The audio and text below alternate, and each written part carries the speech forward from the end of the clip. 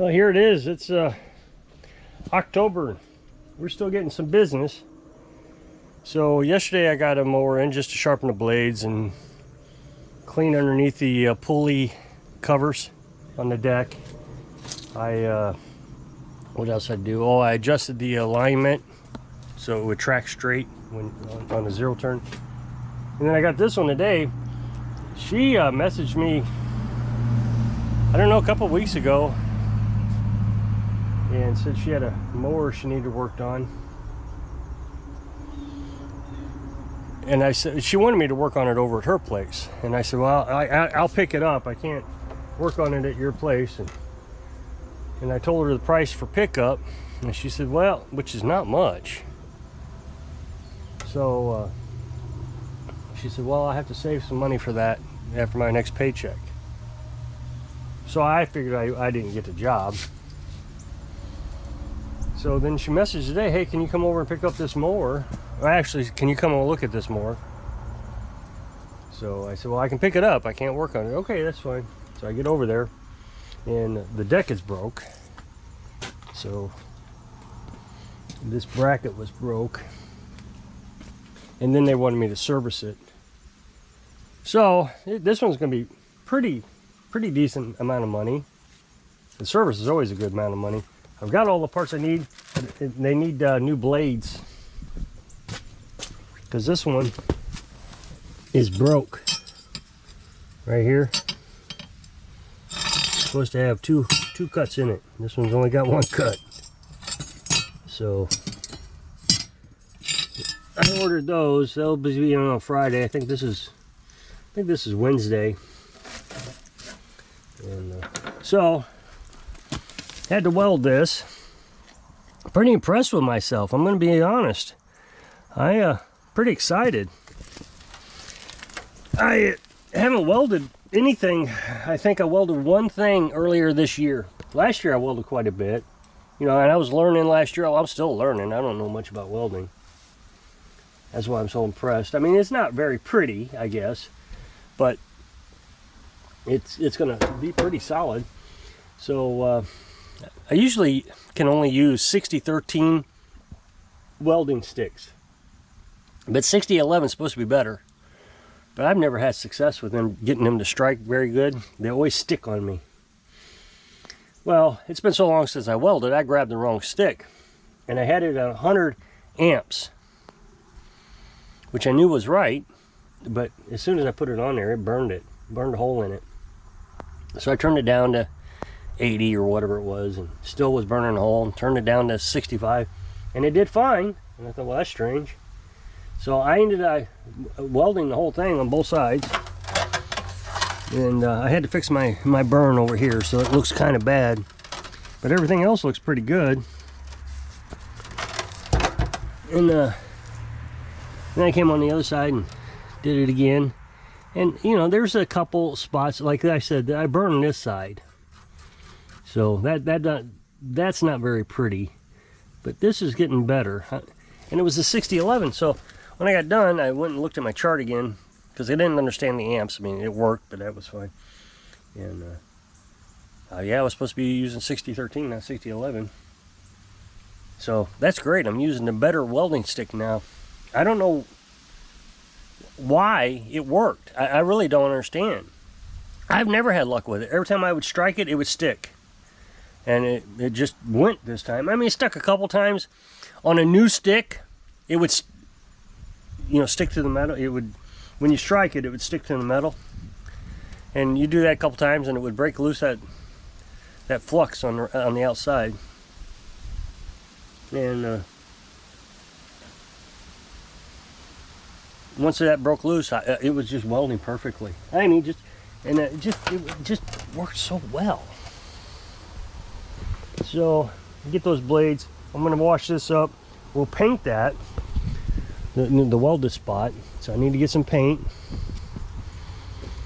And what else is going on? Oh, the local plumber stopped by, wanted to know if I'd work on a tiller. It's an older tiller, so he says, is there any parts available? I said, well, maybe not. So he's aware of the difficulties we may have. And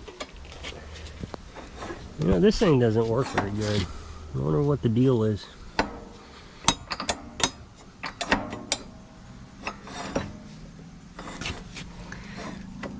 wonder if there's something broke on that. Oh, I bet there's a pin. I bet you're supposed to have a pin in there. Yeah, and the pin's missing. That's what it is. Let's see if I can find a pin.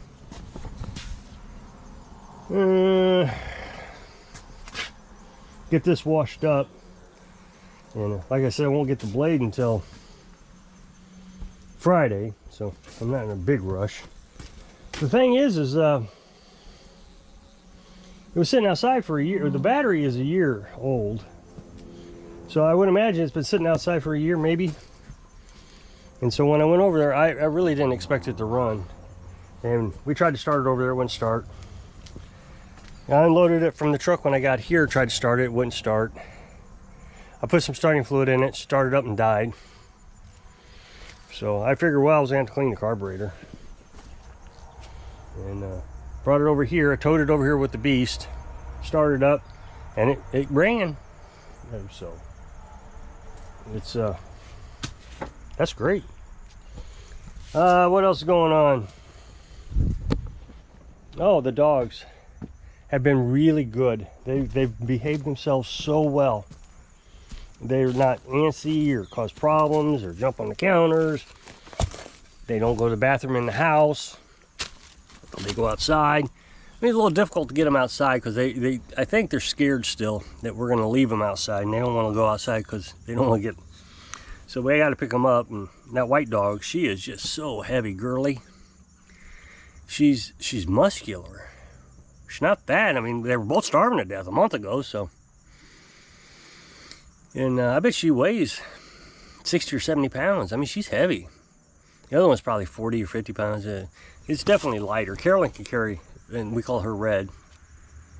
But Carolyn can't carry Girly. But they're just well behaved.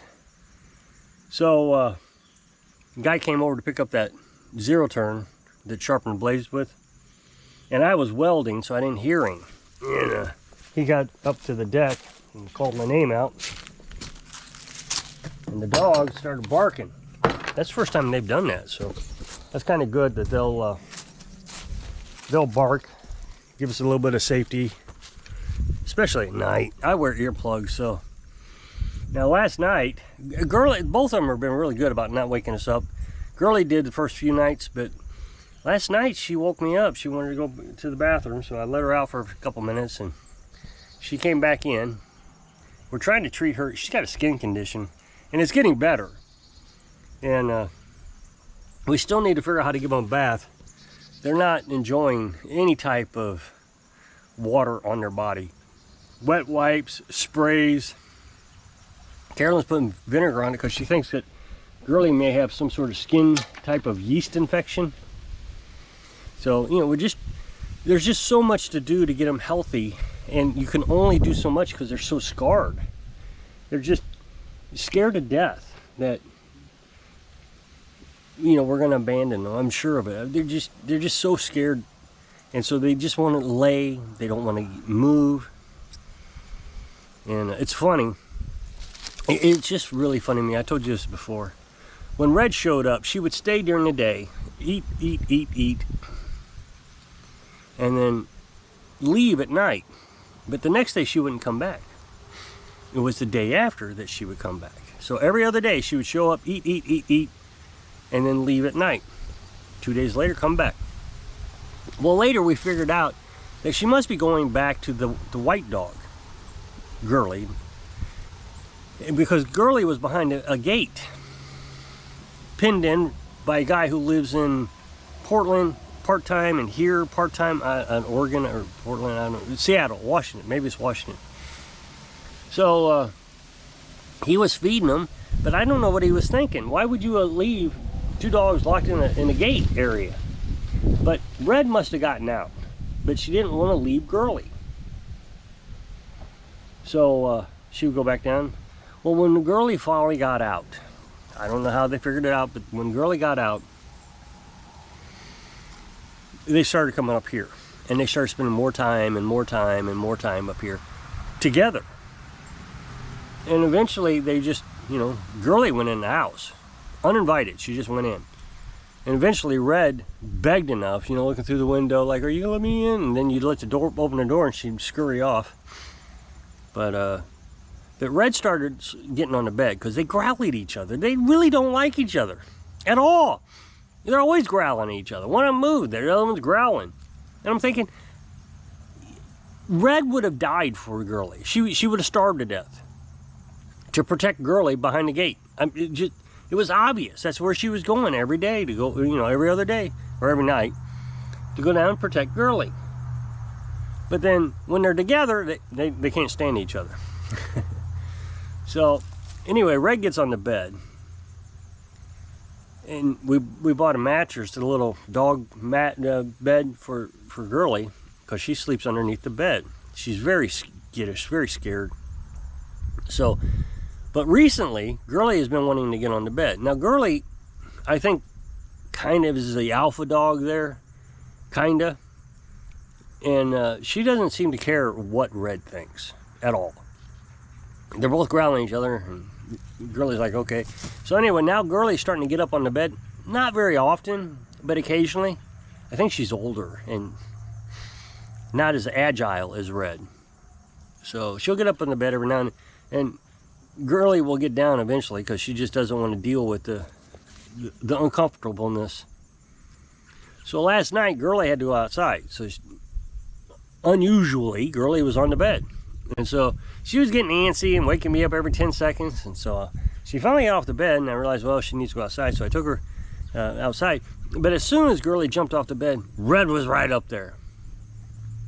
What's interesting is Girly, well, maybe I'll say Red. Red, if you touch her on the bed, she moves. She doesn't want to be touched. You know, you kick her by accident, not tap her with your foot. She moves. And with Girly, she doesn't care. She'll lay on your feet. I mean, she just doesn't care. So it's kind of nice to. Carolyn really is happy with these dogs. I mean, really happy. Just spoils them rotten. Mixes up bacon grease in their food 3 times a day, and gives them some meat out of the supper time. So I'm glad she likes them. I mean, I am just thrilled. I never thought Carolyn liked dogs that much, or any animal, as far as that goes. And you know, she took care of Skitty very well. Carolyn did, and I love Skitty to death. And she petted her and everything, but you could just tell there was you know, an emotional distance to the cat. But with these dogs, I mean, she is just hooked on these dogs. So I think that's great. Glad she's happy. So there's not a lot of room in there. I can't believe we got 2 full-size dogs in this little tiny house. But at least Red understands how the bed works. So she's not crowding you. I mean, Girly, she'll crowd you, but. And then Red, she likes to sleep underneath the, like I said, underneath the bed. So that's kind of out of the way. It's not terrible. So, Skitty was actually more inconvenient than the dogs, because Skitty, you know, she'd get on the bed, she'd move you, or she'd lay right in the middle of the floor and then expect you not to step on her. So they seem to understand their place in the house a little better. Well, I guess I've talked enough about the dogs, so I guess I'll jump off here. So if you'll click this up next box, take the video over on my other channel, really appreciate it. Go check it out. So if I can inspire you to keep working, even if it's October. Sing live your dreams. Thanks for watching.